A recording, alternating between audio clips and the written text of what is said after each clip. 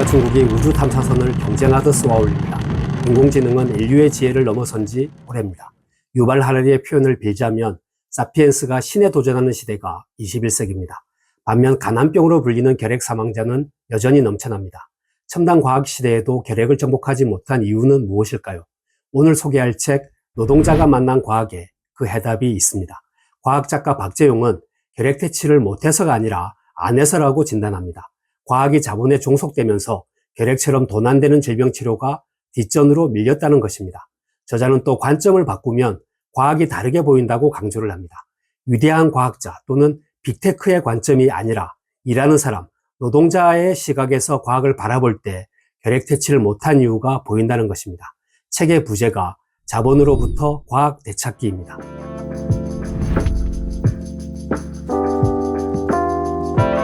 저자는 과학이 자본에 종속된 대표적인 장면으로 소아마비와 결핵을 꼽습니다.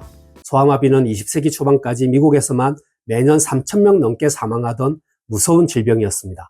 1995년 미국 학자 조너스 솔크는 세계 최초로 소아마비 백신을 개발합니다.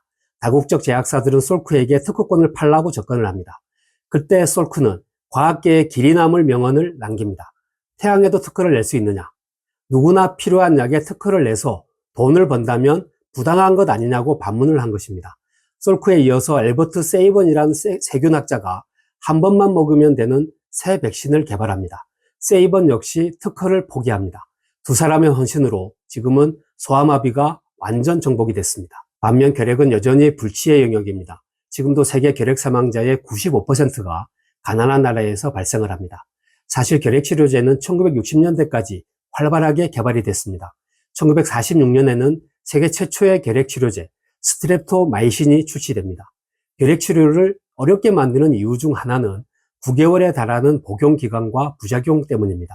결핵 환자들은 간 수치 상승, 신장 손상, 구역질, 복통, 설사, 피부 발진, 그리고 관절통, 만성피로 중 하나 이상을 경험한다고 합니다. 어떻게든 먹고 살아야 하는 빈곤층은 이러한 부작용 때문에 치료를 중단하기 일쑤입니다. 약을 먹다 끊으면 내성이 생겨서 다시 약을 먹어도 소용이 없습니다. 전체 결핵 사망자의 20% 이상이 내성 결핵 환자입니다. 제약사들은 결핵 환자, 특히 내성 결핵 환자가 많은데도 1970년대부터 신약 개발을 중단합니다. 선진국에서 결핵 환자가 감소하자 돈 안 되는 투자를 멈춘 것입니다. 1920년대에 개발된 BCG라는 결핵 백신이 지금도 가장 널리 쓰이는 이유가 제약사들의 투자 중단 때문입니다.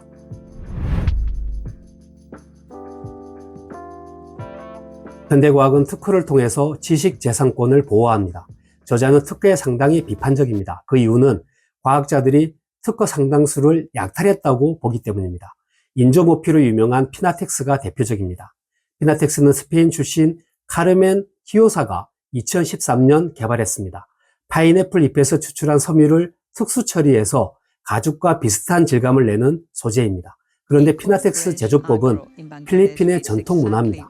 유네스코 인류문화유산에도 등재된 상태입니다. 그런데도 히요사는 필리핀에서 배운 피나텍스 제조법을 활용해서 특허를 냈습니다. 저자는 서양인들이 누군가의 지혜를 약탈해서 발견 또는 발명이라고 덧칠한다고 비난을 합니다. 인도 고유의 쌀 품종 바스마티를 특허로 등록하거나 인도 요가를 특허로 낸 사람도 상당수 있습니다. 이렇게 선주민의 지식이나 유전자원을 도용해서 돈을 버는 행위를 생물 해적 행위 또는 과학적 식민주의라고 부릅니다. 저자가 특허에 비판적인 또 다른 이유는 공적 자금, 세금이 투입된 경우가 많기 때문입니다. 다국적 기업 화이자나 모더나는 코로나19 백신을 개발해서 떼부자가 됐습니다. 화이자는 2021년 한 해에만 약 30조 원, 220억 달러를 벌어들였습니다. 그런데 코로나19 백신 개발에는 미국 정부의 막대한 세금이 투입됐습니다. 신약 개발에 공공자금이 투입됐다면 공공재로 관리하는 것이 당연하다고 저자는 주장을 합니다. 아이작 뉴턴 역시 내가 더 멀리 보았다면 거인의 어깨 위에 올라서 있었기 때문이라는 명언을 남긴 적이 있습니다. 자본의 관점에서 보면 화이자의 특허는 당연한 권리지만 노동자 관점에선 보건위기 상황을 이용해서 돈을 번 양심 없는 행위라고 저자는 지적합니다.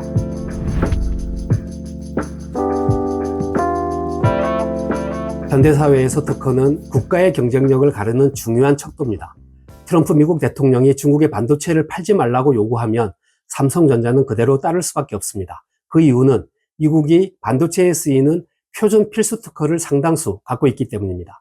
미국은 반도체가 태어난 나라입니다. 지금도 컴퓨터의 두뇌라고 불리는 칩 기술 상당수는 미국 기업이 특허를 보유하고 있습니다. 트럼프 행정부가 미국 특허 사용을 금지하면 국내 반도체 기업은 제품을 만들 수도 판매할 수도 없습니다. 우리가 미국이 주도하는 대중국 제재에 협력하지 않을 수 없는 이유입니다. 인공지능 분야에서도 비슷한 일이 반복되고 있습니다. 오픈 AI, 마이크로소프트, 구글, 메타, 엔비디아, 테슬라가 모두 미국 기업입니다. 반도체뿐만 아니라 이동통신, 자율주행, 우주산업 특허 상당수는 미국 정부나 미국 기업이 보유하고 있습니다. 국내 기업이 해외에 원자력 발전소를 수출할 때도 미국 기업 웨스팅하우스의 수수료를 지불해야 합니다. 이런 식으로 선진국이 특허를 독점하면 제3세계 아프리카 경제는 사실상 도약이 불가능해집니다. 21세기 과학의 가장 중요한 특징은 수많은 자본과 인력이 투입되는 빅사이언스, 거대 과학의 출현입니다. 과거 국가가 통제하던 거대 과학은 이제 민간 기업의 손에 들어갔습니다. 스페이스X가 주도하는 우주 탐사나 인공지능 산업이 대표적입니다. 저자는 맺은 말에서 과학을 소수가 독점하는 현실을 보여주고 싶었다고 말을 합니다. 빅테크 기업이 인공지능을 독점하면서 인류의 진보를 이야기하고 글로벌 제약사들은 터무니없이 비싼 약값을 매기면서 생명윤리를 외치는 것이 과연 정의인가라고 묻고 있습니다.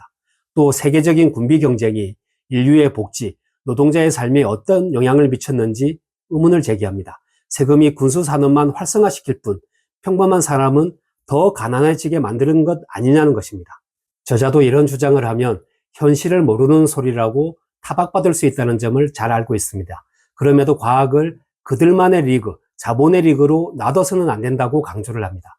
기후위기가 심각해지고 팬데믹 위험은 여전하고 기술 변화가 일자리를 빼앗는 상황에서 환경운동가들은 과학적 데이터로 무장하고 노동자는 새로운 기술이 가져올 변화를 분석해서 노동조건 개선을 요구하고 농민들은 기후위기에 맞서서 대안적인 농법을 연구하는 현실도 함께 짚어냅니다.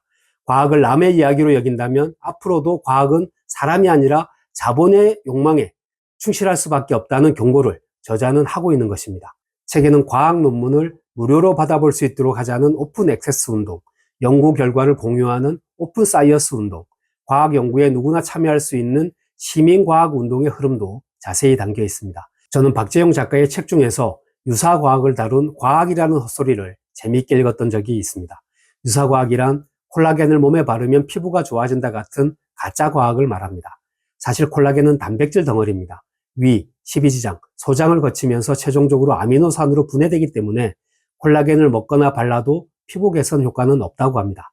발바닥에 패치를 붙이면 독소가 빠진다는 것 역시 마케팅에 불과하다고 저자는 말합니다. 노동자가 만난 과학과 과학이라는 헛소리 모두 아주 쉬운 생활 언어로 쓰여져 있습니다. 함께 읽어보시길 권합니다. 생각의 상자였습니다.